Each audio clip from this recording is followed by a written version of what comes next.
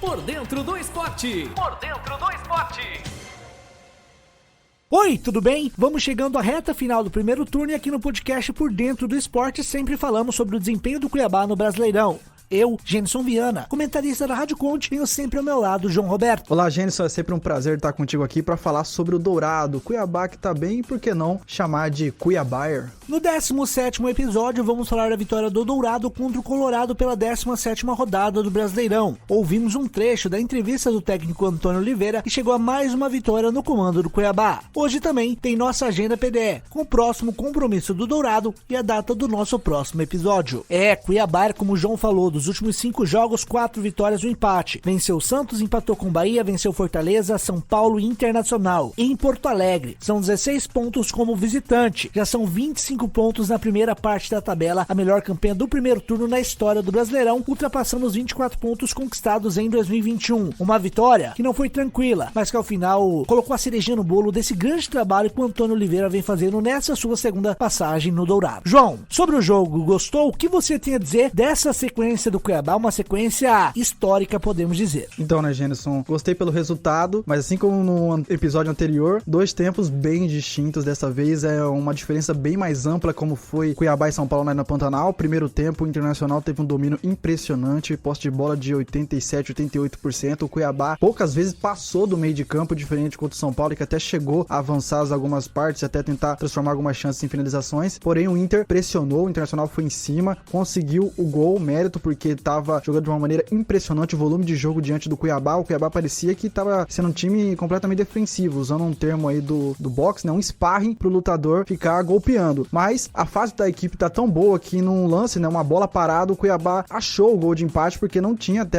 chegado bem no ataque, no campo de defesa do Internacional. O Ranieri foi lá, fez o gol de empate e o segundo tempo voltou como voltou contra o São Paulo, com um estilo de jogo completamente diferente, com um volume de jogo diferente, já fazendo aquela marcação-pressão que a gente destacou no último episódio. Novamente voltou diante do Internacional, então surgiu o resultado. Fez o gol de empate, teve a expulsão do defensor do Internacional, lateral Gabriel Mercado. Com isso o Cuiabá continuou, teve uma tranquilidade porque estava com a mais, até teve uma tranquilidade em determinados momentos, até demais, porque aceitou algumas pressões do Internacional com a menos que o Inter tava, mas o Cuiabá foi lá com calma, fez o segundo gol, garantiu mais uma vitória, terceira vitória consecutiva, inédita do Cuiabá desde que chegou à Série A. É a cereja de bolo que vive a fase do Dourado, como você bem falou agora há pouco. O João falou da distinção dos 2 tempos. No primeiro tempo, o Cuiabá parecia que estava com um jogador a menos, que o Daverson ficava na frente isolado, e é um time muito lento na transição, então quando recupera a bola, não tem velocidade para armar uma jogada de ataque. No segundo tempo, completamente diferente. A conversa com o Antônio Oliveira foi muito boa, devido à reação no final do primeiro tempo, no gol de empate, numa belíssima jogada do Pablo Cepelini com o Ranieri. Cepelini dando mais uma assistência, Ranieri marcando mais um gol. Cepelini dá muita qualidade quando entra na equipe, é o dono da bola parada. Agora, é importante o Cuiabá manter um ritmo como o da segunda etapa para poder ter tranquilidade a mais nos jogos. Faltam Flamengo e Atlético Paranaense para terminar este primeiro turno. João, já são 7 vitórias. Lembra, ano passado conquistamos 10 vitórias. Fazendo um panorama geral, desde a chegada do Antônio Oliveira, o que foi o fator determinante que o time mudou tanto em relação ao time do Ivo Vieira? Eu destacaria 2 pontos. Primeiro, o Antônio Oliveira já trabalhou com alguns jogadores na temporada passada, então alguns já conheciam o estilo de jogo dele e facilitou a adaptação dos companheiros, dos outros que não haviam trabalhado. E aquilo, né? O Cuiabá havia chegado no Antônio Oliveira, o Cuiabá não tinha ideia nenhuma de jogo com a saída do Vieira, então ficou ali um deserto de opções táticas. Então o Antônio Oliveira começou a juntar um pouco pelo sistema defensivo. O Cuiabá era uma das piores defesas do campeonato. O Antônio Oliveira começou por aí, aquela vitória contra o Cruzeiro já começou aquela marcação mais ajustada e aos poucos foi levando isso pro sistema ofensivo. Aí o Daverson voltando a marcar, e aí o Daverson com o Antônio Oliveira, acho que tem essa ligação que ele tentou até sair pro Coritiba, pelo fato do Antônio Oliveira tava trabalhando até aquele determinado momento na equipe paranaense, e agora o Antônio Oliveira com o Daverson, parece que ele encontrou uma maneira de o Daverson ser referência e tirar o melhor dele. Então o Daverson marcando, sendo aquela opção, aquela referência, e o coletivo sabendo, principalmente se defender, aguentar a pressão. O Cuiabá nos jogos contra o São Paulo e o Inter soube aguentar a pressão, por mais que chegou a ser vazado contra o Inter, poderia ter sofrido outros gols, mas soube sofrer. E aí algumas peças que o Cuiabá foi achando. O Riquelme surgiu muito bem e virou uma ótima opção, e aí as contratações setor do meio de campo deu essa sustentação e o ataque com o Daverson, e aos poucos o Antônio Oliveira foi modulando essa equipe. Começou pela parte defensiva, então ele não quis avançar tanto o processo, foi de pouco em pouco. Cuiabá, que antes era uma equipe que marcava um golzinho só, hoje tá marcando 3, 2, tá fazendo mais gols do que era habitual nas outras temporadas. Então é isso, o Antônio Oliveira soube como trabalhar Cuiabá, boa parte do elenco tava na temporada passada, então ele soube modular isso muito bem. Eu falo que é mérito do treinador Antônio Oliveira em saber fazer esse processo de recuperação no Dourado, começar pela parte que era frágil, sistema de defesa, e chegar no time do sistema de ataque, fazer com esse coletivo se encaixasse e trazer resultados como tá trazendo agora. Como disse um internauta, um ouvinte que sempre participa com a gente, Cuiabá não tem adversário, tem vítimas. Daverson chegou a 7 gols no campeonato com o gol marcado contra o Internacional. Exatamente, concordo. Cuiabá não tem adversário, tem vítimas, e pega isso. Já tem aquela famosa frase, do sul ao nordeste foi vítima. Fortaleza do Nordeste, São Paulo e Santos no Sudeste, agora no Sul Internacional, é o Cuiabá fazendo as suas vítimas. Agora a gente vai ficar com um trecho da entrevista do Antônio Oliveira na coletiva pós-jogo, depois dessa grande vitória contra o Internacional em Porto Alegre. É evidente que é realmente uma excelente fase da equipa, mas onde os únicos e grandes responsáveis, eu parece que às vezes sou repetitivo, mas isto é verdade, eu apenas sou alguém, uma peça do puzzle, que dou as coordenadas, e eles de forma fantástica têm interpretado da melhor forma. Portanto, eles é que são realmente os grandes artistas. Os meus jogadores estão de parabéns, muito orgulho naquilo que eles, na caminhada que eles estão a construir, mas como é óbvio, é realmente ainda uma caminhada em construção. Portanto, os nossos objetivos continuam intactos, portanto, e o nosso grande objetivo é o próximo jogo, e é nesse que nos vamos concentrar. É aquela situação que eu falo sempre, de 24 horas para podermos celebrar. Aliás, eles até vão ter mais do que 24 horas para eles poderem desfrutar um bocadinho da família, porque eles bem merecem. São gente abnegada, de grande compromisso, gente de grande caráter, de uma personalidade muito forte, e que os torna grandes profissionais, já que talento e grandes jogadores já eles são. Portanto, e nessa perspectiva é muito mais fácil um treinador poder construir uma equipa forte, e é isso que tem sido a nossa missão. Mas como eu disse, é 24 horas para poder celebrar, ou de frustração. Felizmente tem sido mais de celebração, e na terça-feira estarmos lá novamente, focados e concentrados naquilo que vai ser a próxima competição, que é contra um grande adversário. Pois é, ouvimos aí o grande Antônio Oliveira, treinador que mais dirigiu o Cuiabá na história do Brasileirão. Mais uma vitória para sua conta. João, falando da questão do mercado da bola do Cuiabá, a gente já falou em diversos episódios sobre a necessidade que o Cuiabá precisava contratar um lateral direito. A gente teve a saída do Yuri Castilho pro Vitória, a chegada do Derek Lacerda. O Lucas Mineiro já havia chegado e estreou aí contra o Internacional juntamente com o Derek Lacerda. O Derek que pegou 2, 3 vezes na bola e mostrou qualidade. Talvez eu esteja errado, porque me parece que tem o trato com a bola. O PK, que nós falamos na transmissão, iria pro Vitória, mas a CBF não permite que um jogador dispute 3 competições nacionais no mesmo ano. Já disputou pelo Ipiranga, disputa pelo Cuiabá e não pode disputar pelo Vitória, então ele vai seguir aí no elenco do Cuiabá. Ainda acho, João, que precisamos de um lateral direito, porque não dá pra terminar o segundo turno inteiro com o Matheus Alexandre apenas de ofício na lateral direito. Exatamente, né? No último episódio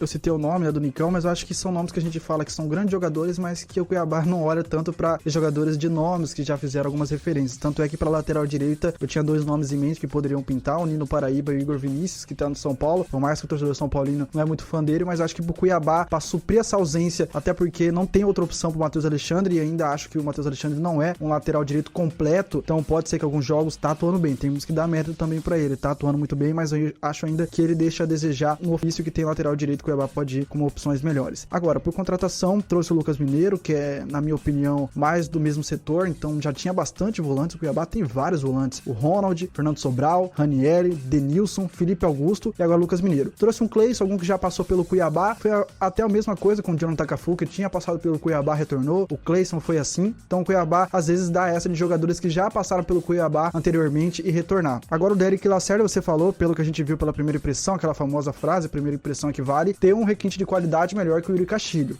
Quase fez um belo gol ali de voleio. Vamos ver, o próximo jogo vai ser bastante importante, porque é uma equipe já um pouco mais de qualidade melhor que do Internacional. Então vamos ver como o Derek vai atuar, se vai começar com o titular. O Jonathan Cafu estava suspenso, por isso a entrada do Wellington Silva para jogar junto com o Cleison. Então, opções agora para o Derek Lacerda pode ser uma opção viável, tendo à vista que os pontas, né, as referências que a gente tinha não estavam atuando tão bem na Série A do Campeonato Brasileiro. Até por isso a gente pode estar vendo que o Derek tem uma qualidade um pouco a mais. Tem aquilo que jogou na Europa, mas o Jonathan Cafu também já jogou na equipe do Ludogorets, falou até que jogou Liga dos Campeões da Europa, mas a gente sabe que é uma prateleira, quarta e quinta prateleira. O futebol húngaro e segunda e terceira divisão do Campeonato Espanhol são abaixo do que a gente fala de nível europeu, de futebol europeu de alto nível. Mas se agregar, se mostrar o que mostrou contra o jogo contra o Internacional, pode acrescentar muito a equipe do Cuiabá. Volto a dizer, lateral direito precisa sim, e também pro setor de zaga, né, ali. Eu acho que Marlon e Alan Perrior são zagueiros titulares. O Alisson, pra mim, ainda não é uma opção boa. E emprestou o João Maranini. Tem o Vitão que não testou, então não temos como falar se foi ruim ou se é um bom jogador ou ruim jogador pro Cuiabá. Então, sabendo que segundo turno é complicado, o setor defensivo Marlon e Alan Perrior pode ficar suspenso alguns jogos. Eu não duvido nada dos dois também acabar ficando suspenso, então precisa trazer um zagueiro no lateral direito. Já reforçou do meio pra frente. Agora falta priorizar o sistema defensivo, que é o que a gente tava falando desde o início da temporada. E acho importante também pensar em uma continuidade de trabalho. Hoje já tem uma bela espinha dorsal. Se manteve na Série A, pensa em 2024, planeja com Antônio Oliveira e aí faz contratações pontuais para qualificar o elenco em termos de qualidade, não de quantidade. João, projetando agora essa sequência contra o Flamengo e Atlético Paranaense. A gente sempre fala que a regra de corte são 45 pontos, Cuiabá já tem 25, só precisaria de 20, só que ainda tem 2 jogos no primeiro turno. Acredito que essa régua, por conta do desempenho dos times, será menor. A gente tem o Vasco com 9 pontos ainda. Eu falei até brincando, né? Brincando não, porque eu falei em verdade, vamos sortear 5 cestas da Adorale, caso vença esses 4 últimos jogos. Já venceu São Paulo e Internacional, faltam Flamengo e Atlético Paranaense. Pelo panorama, João, conseguindo 2 pontos nesses jogos, tá de bom tamanho. Um empate na Arena da Baixada, que é muito difícil de jogar, né? A Liga Arena agora, um empate na Arena Pantanal, expectativa de casa lotada e muita confusão por causa da venda de ingressos. Exatamente, né? O Cuiabá no bom momento, o Flamengo que tá na Libertadores, tá na Copa do Brasil, tem o Brasileiro, então vai ter que conciliar, provavelmente pode vir com uma equipe alternativa, porque tem um jogo da volta pela Libertadores diante do Olímpia. Agora, o Cuiabá, eu não duvido que consiga só 2, não. Eu acho que 3 a 4 pontos pode conseguir nesses 2 jogos. Eu não duvido que possa vencer o Flamengo, que vem mesclado pra Arena Pantanal, até porque o Flamengo havia empatado com o América Mineiro nas mesmas circunstâncias, poupou jogadores e empatou com o América Mineiro no Maracanã, então acredito que o Cuiabá pode vencer sim o Flamengo e empatar com o Atlético Paranaense, ou ao contrário, empatar com o Flamengo no Maracanã e vencer o Atlético Paranaense na Liga Arena. Eu não duvido. O Atlético Paranaense nessa última rodada empatou com o Cruzeiro em 3 a 3, então mostrou algumas fragilidades defensivas e também vai ter que conciliar a competição com Copa Libertadores, então eu acho que o Cuiabá pode emplacar mais 2 bons resultados sim, a depender se a equipe vai continuar com essa postura que teve no segundo tempo. No primeiro tempo, aceitar a pressão diante do Flamengo é muito arriscado, pela qualidade que o Flamengo tem. São Paulo tem um time, tem uma qualidade, mas Inter e São Paulo não tem um elenco tão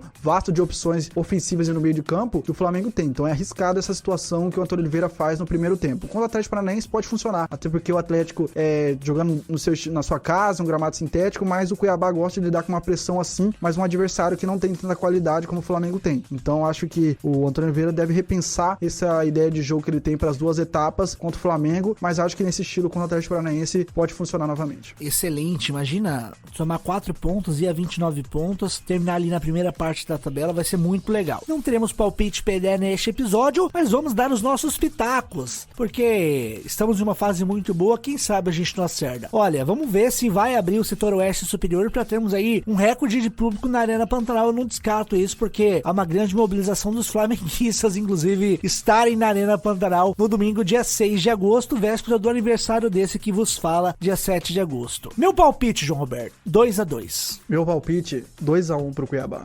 Excelentes palpites, espero que seja um grande jogo dentro de campo, uma linda festa na Arena Pantanal, que possamos ter ali uma comemoração, né, num domingo muito festivo, um domingo muito especial, porque é sempre bom receber essas equipes com muita tradição no estado de Mato Grosso. Agosto vai ser um mês muito importante, reta final do primeiro turno e o começo do segundo turno do Brasileirão. A Agenda PDE te ajuda a organizar os jogos do Dourado. Neste domingo, dia 6 de agosto, o Cuiabá recebe o Flamengo na Arena Pantanal pela 18ª rodada. O pré-jogo da Conte começa às 18h45 e a bola rola às 19 horas. Na próxima quarta-feira, dia 9 de agosto, tem mais episódios do PDE. João, chegamos ao final de mais um episódio. Até o próximo. Até a próxima, Genison. Novamente é um prazer estar contigo aqui. Esperamos que o Cuiabá, no próximo episódio, a gente venha falar de outra vitória, outro bom resultado pro Cuiabá. Lembrando, tudo sobre o futebol na Conte você acompanha nas redes sociais da Rádio Conte, @Rádio Conte. O PDE é um oferecimento Adoralho Alimentos. É puro amor, é puro sabor. Por Dentro do Esporte, um podcast da Rádio Conte.